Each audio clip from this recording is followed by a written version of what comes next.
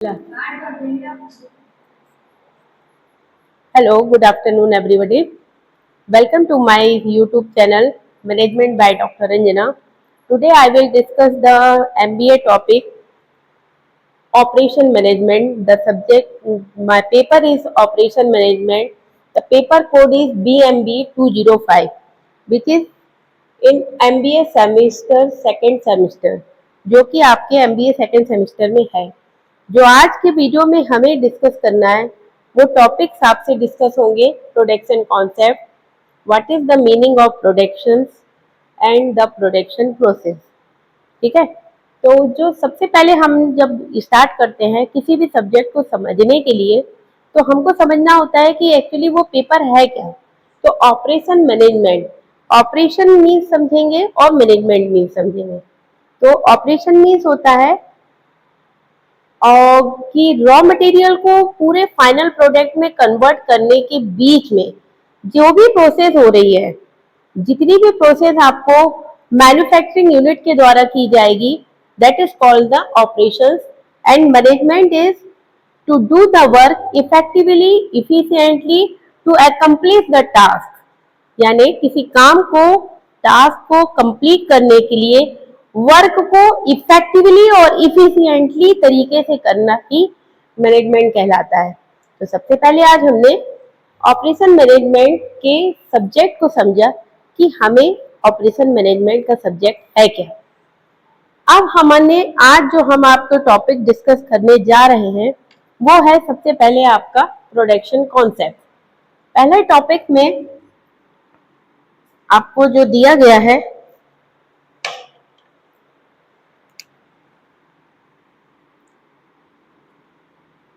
Production concept. तो actually production होता क्या है? प्रोडक्शन का मीन्स होता है the main objective of the production is to do the work by the demand of customers. यानी आप जो कुछ भी काम कर रहे हैं किसके अकॉर्डिंगली कर रहे हैं?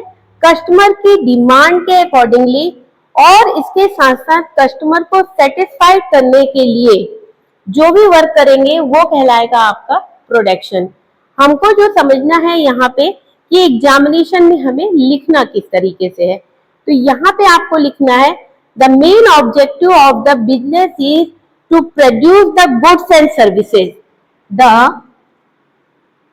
मेन ऑब्जेक्टिव, अब यहाँ पे इसका मेन ऑब्जेक्टिव क्या है? इसमें to produce goods and services. लेकिन किसके लिए गुड्स एंड सर्विसेज प्रोड्यूस करना है? कस्टमर्स की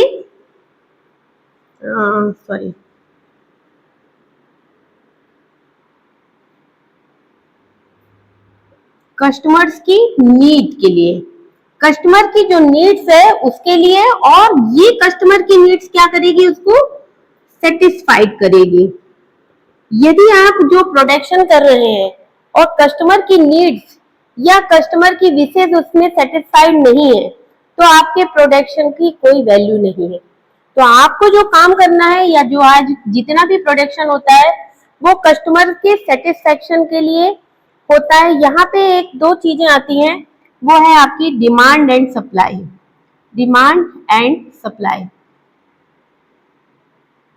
जैसी कस्टमर की डिमांड होगी, किसकी डिमांड होगी? कस्टमर की जैसी नीड्स होगी वैसे उसी के अकॉर्डिंगली उसकी डिमांड होगी, और जो डिमांड होगी और उसी के अकॉर्डिंगली आप क्या मैन्युफैक्चरिंग यूनिट या मैनेजमेंट क्या करता है? उसको सप्लाई करता है, और with in the time, with in the accurate person and with in the जिसे कहें आप सेटिस्फैक्शन, विद द सेटिस्फैक्शन उसको कंप्लीट करने की कोशिश करता है। That is called the production concept. Sorry, second आपका हमको समझना है इसमें टॉपिक को, वो आता है what is the meaning of production. What is the meaning of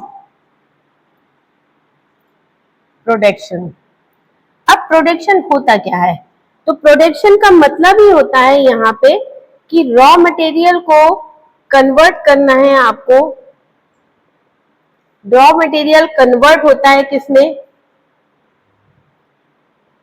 finished good में। और फिनिश्ड गुड मीन्स क्या है? फिनिश्ड गुड्स होता है आपका जो आपकी कस्टमर्स ने क्या किया हुआ है, आपके कस्टमर्स ने रिक्वायर किया हुआ है,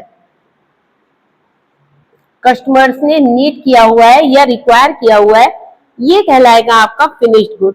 यानी रॉ मटेरियल कन्वर्ट होगा फिनिश्ड गुड्स में और यही फिनिश्ड गुड्स आपका कस्टमर की नीड्स कहलाएगा। That is called the meaning of production. तो ये आपके, इसके साथ साथ आपको इसको भी ध्यान में रखना है। ये तो हमारा जनरल मीनिंग था जिसे हमने समझना था। प्रोडक्शन की एक चीज का और ध्यान रखना होता है कि प्रोडक्शन क्या होता है? लार्ज स्केल पे होता है ना। यानी मैन्युफैक्चरिंग यूनिट जो होगी पूरी, वो production production in a large scale. Production जो भी होगा वो कैसा होगा आपका? लार्ज स्केल में होगा। इसके साथ साथ यहाँ पे जो सेकंड पॉइंट आपको, जो मैंने आपको यहाँ पहले ही थोड़ा रफली समझाया है, यहाँ पे आपका रॉ मटेरियल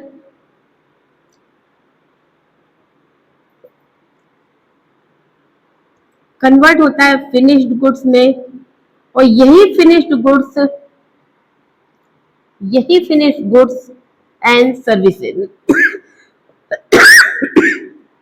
सॉरी, यही फिनिश्ड गुड्स एंड सर्विसेज किसके पास तक जाती है? कस्टमर के पास तक जाती है। कितना हो गया?